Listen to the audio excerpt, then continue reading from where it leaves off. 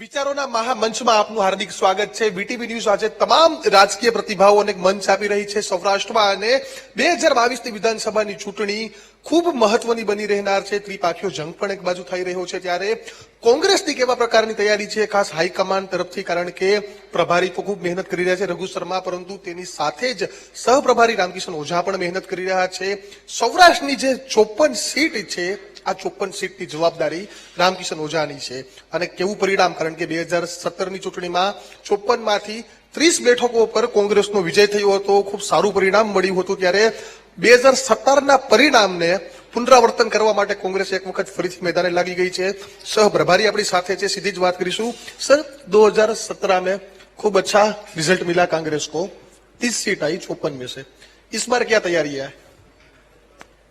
2017 के हिसाब से, जैसे कि आपने कहा कि 2017 में हमें बड़ा अच्छा गुजरात की जनता ने प्रतिसाद दिया, उसके मुकाबले में ये कहना चाहता हूं आपके मंच से कि 2022 में उससे अच्छे ज्यादा परिणाम कांग्रेस के फेवर में होंगे। कारण, जिसके कई एक कारण मैं बता सकता हूं आपको कि जिस तरह से भाजपा सरकार यहां पर पिछले 27 वर्षों से एक आम आदमी के साथ, जनता के साथ जो खिलवाड़ हो रहा है, बुनियादी सेवाओं को खत्म करने का काम किया गया है। जो वादे उन्होंने पिछले 27 वर्षों में किए, हर बार नया वादा लेकर, नया कलर लेकर वो जनता के बीच में गए हैं।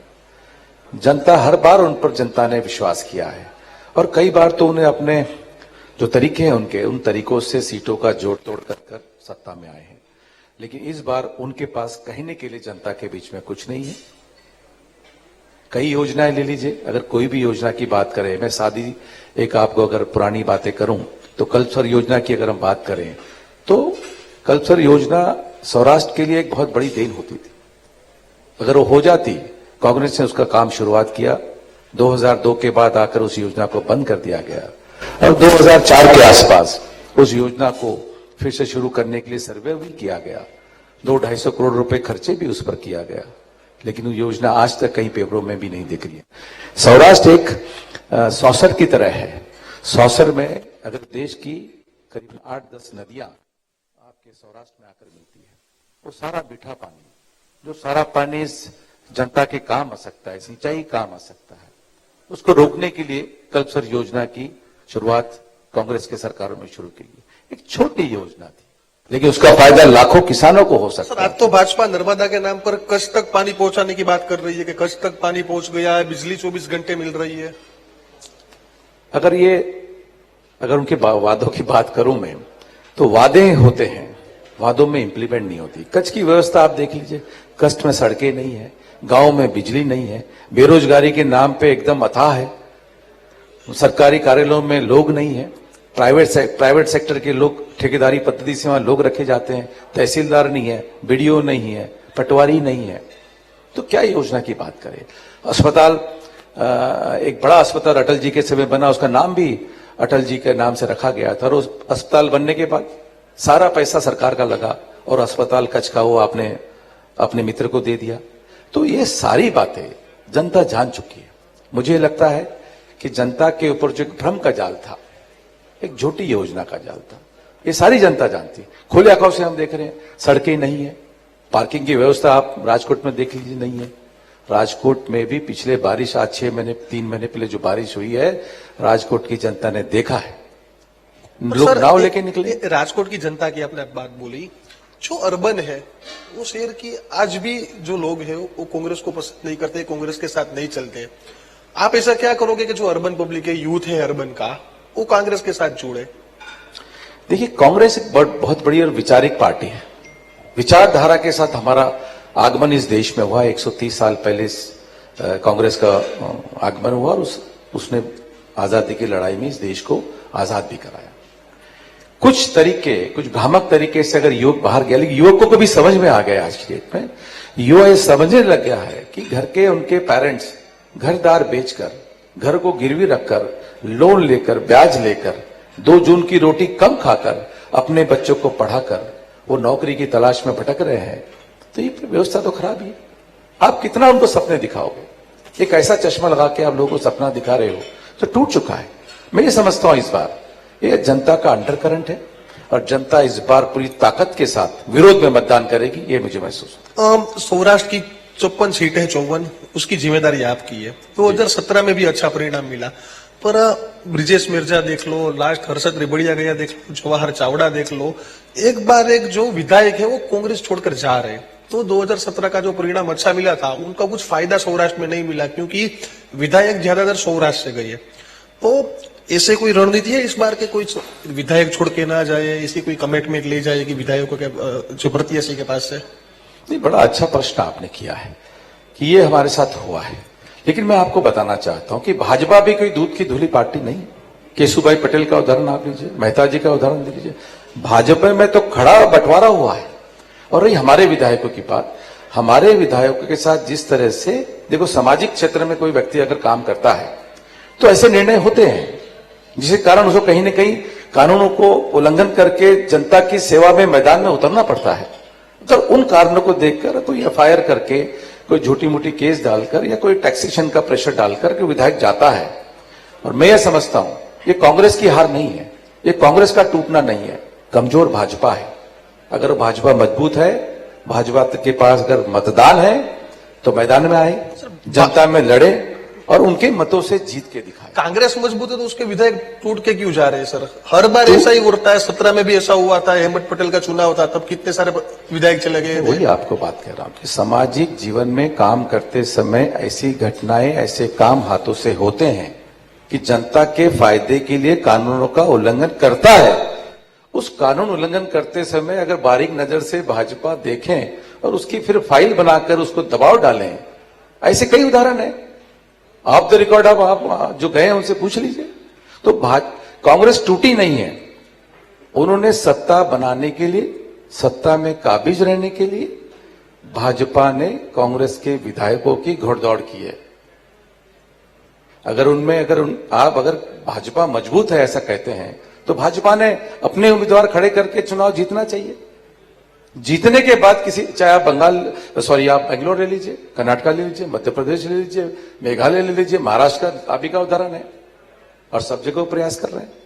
मेरा यह कहना है कि देश में लोकतंत्र है और लोकतंत्र के नाते में इस तरह की जो व्यवस्था है वो ठीक नहीं है। हमने कभी नहीं कहा कि चिमनभाई पटेल जी ने आपकी पूरी भाजपा के 2 भाग कर दिए थे, मेहता जी ने अलग किए थे, ऐसे कई उदाहरण है, मैं उसको आज दोहराना नहीं चाहता। हम जनता के अदालत में जाएंगे। आप हर चीज का दोष अगर कांग्रेस को देंगे, रास्ते नहीं बन रहे, कांग्रेस का दोष है, बेरोजगारी है, कांग्रेस का दोष है। आप यहां लाते हैं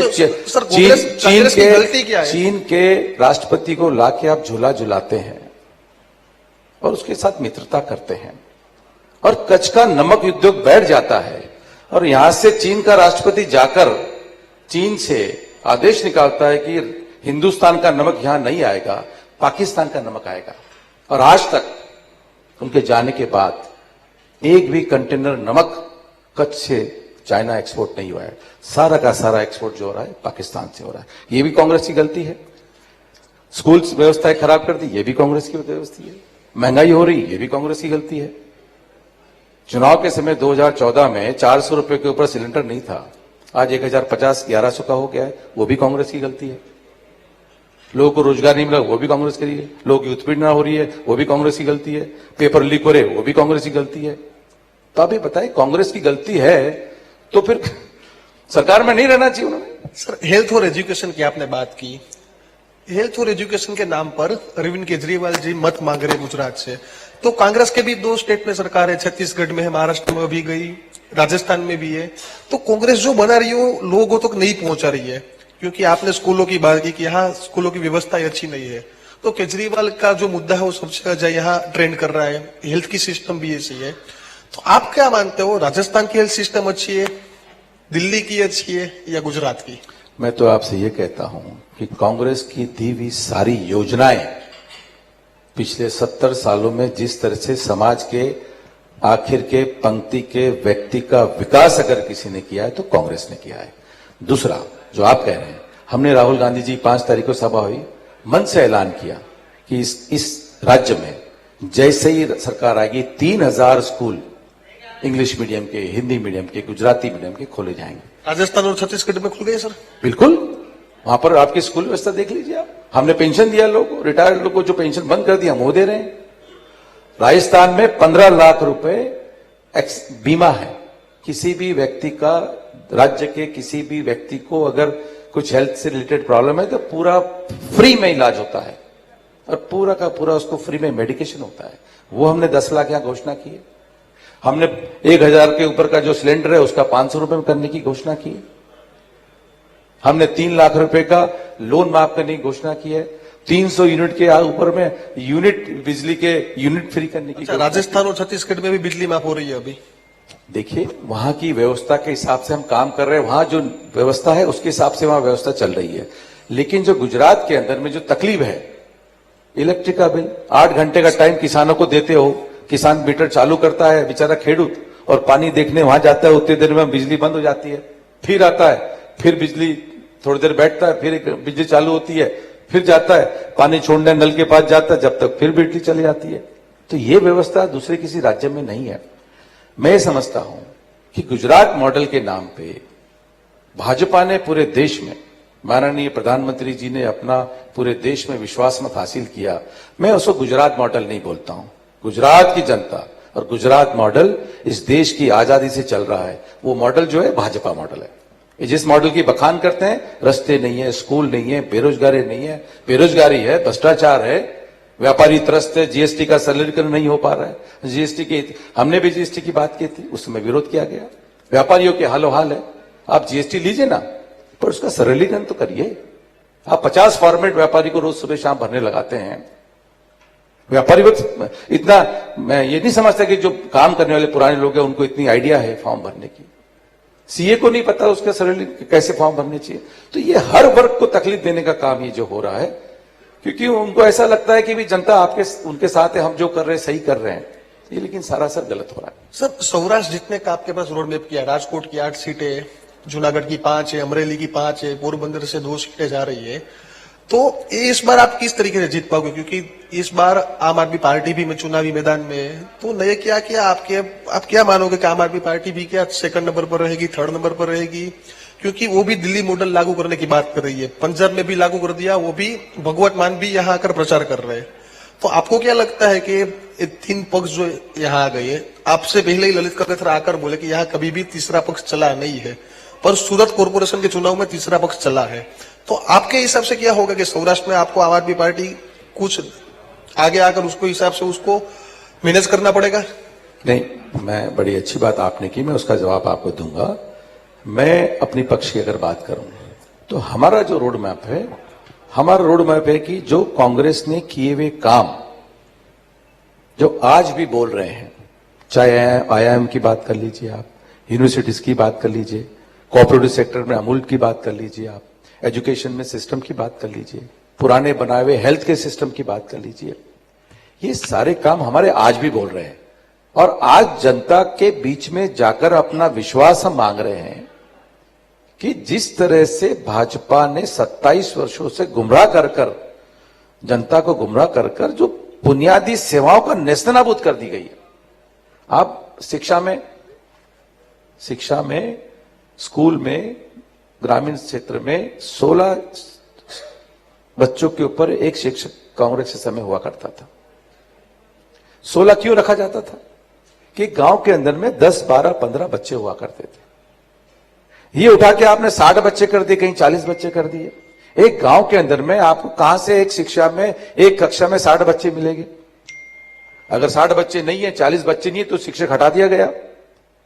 कहीं शिक्षक नहीं है तो स्कूल नहीं है, कहीं स्कूल है तो शिक्षक नहीं है, कहीं स्वास्थ्य व्यवस्था है जो जर्जर हालत में है, डॉक्टर नहीं है, डॉक्टर है तो इमारत नहीं है, डॉक्टर इमारत दोनों है तो मशीनरी नहीं है।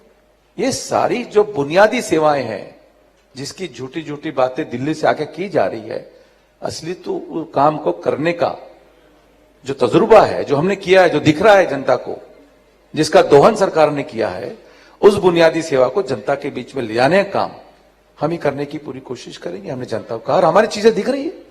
आज एक भी विकास योजना आप इस मंच से मुझे बता दें एक भी विकास योजना जो पिछले 27 सालों से जनता के लिए की गई है, हम आपसे खुले मंच पे चर्चा करने को उसके तैयार हैं। हिसाब तो भाजपा देगी। सवाल मेरा यह है आपसे कि अब सौराष्ट्र में कांग्रेस न टूटे, उसके लिए आपका रोड मैप क्या होगा? बिल्कुल रोड मैप है। हमने ये कहा आपसे कि कांग्रेस से काम बोले छे, हम ये नहीं बोले कि वहां है करेंगे। नहीं, मैं तो जो नेताएं टूट रहे उसकी बात कर रहा हूं जी, नेताएं जो टूट रहे, एमएलए छोड़कर जा रहे विधायक, कितने सारे विधायक। मैं तो उसकी बात आपसे की है कि जो नेता छोड़ के गए हैं, अभी ना जाए उसके लिए आपके पास क्या प्लान है? बिल्कुल नहीं जाएंगे लोग। अगर लोगों को, हमारे नेताओं को ये पता है कि सत्ता बदल रही है और जो दबाव और जो धमकियां आ रही है, उसके ऊपर मेरे ख्याल से मुझे ये लगता नहीं कि कोई नेता छोड़ के 8 दिन पहले अरशद रिबड़िया छोड़कर चले गए। बिल्कुल अरशद रिबड़िया से मेरी खुली बात हुई है। मैंने उनसे कहा है कि अगर आपको जाना तो तुरंत जाइए, आप समय व्यतीत मत करिए। मैंने कहा है। अरशद रिबड़िया के सिवा और किसी को बताया आपने कि तुरंत जाए? क्योंकि मीडिया में स्टेटमेंट कई सारे देखिए विधायकों ऐसा के आए हैं। है, मैंने एक, देखो हमारे पार्टी का नेता है, थे वो नेता, मैं बोला या तो ये आपका भी नुकसान आप कर रहे हैं, आप जाएंगे तो वहां जीतेंगे नहीं, और हमें भी भ्रम में मत रखिए, निर्णय ले लीजिए, इधर या उधर कर लीजिए।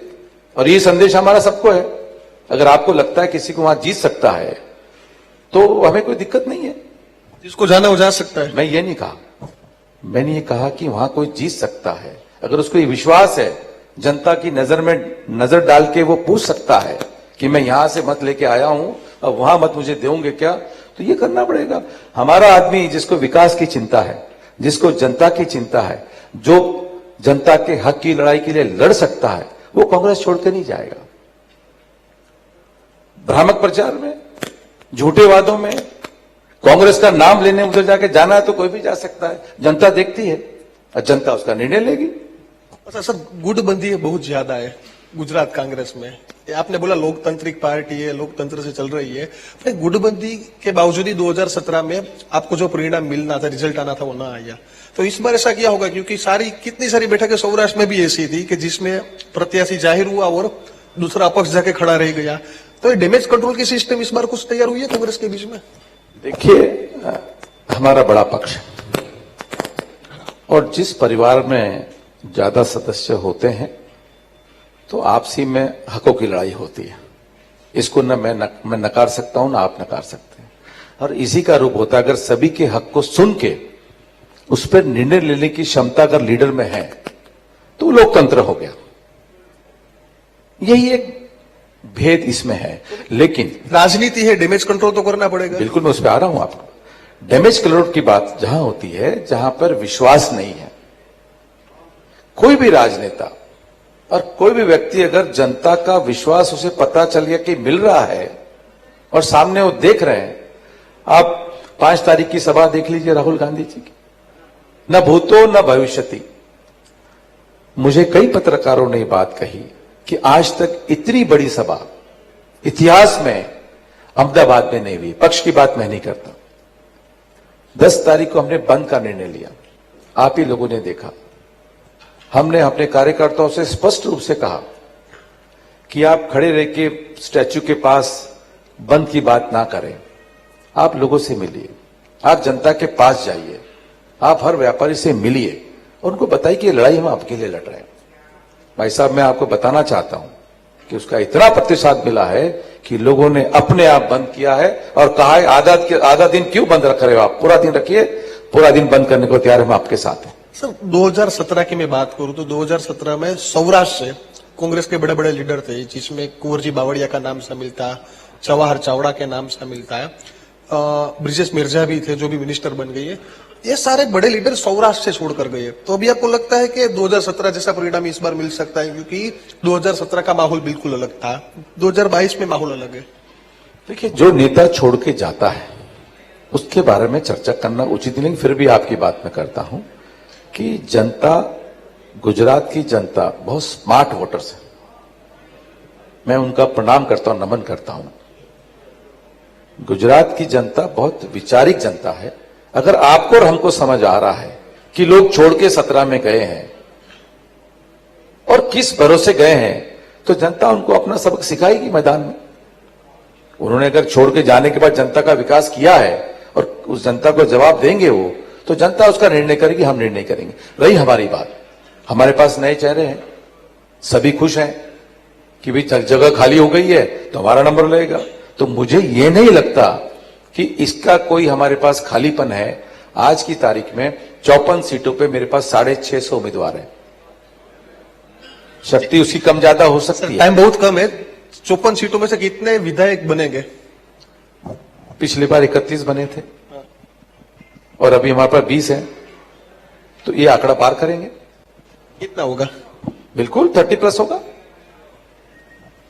બિલકુલ, તો આ હતા સૌરાષ્ટ્ર કોંગ્રેસના સહપ્રભારી રામકિશોર ઓઝા, જેઓનો દાવો છે કે આ વખતે પણ ચૂંટણીમાં 30 થી વધુ બેઠકો સૌરાષ્ટ્રમાંથી કોંગ્રેસે જીતશે। જો કે આવનારા સમયમાં ખબર પડશે કે પરિણામ 2017 નું પુનરાવર્તન થાય છે કે પછી પરિવર્તન આવે છે, પરંતુ બિલકુલ ચૂંટણીનો માહોલ જામી ગયો છે। એક બાદ એક નવા નેતાઓ આવી રહ્યા છે। ટૂંક સમયમાં જ આમ આદમી પાર્ટીના નેતાઓ પણ તમને જોવા મળશે। આપ જોતા રહો વીટીવી ન્યૂઝ।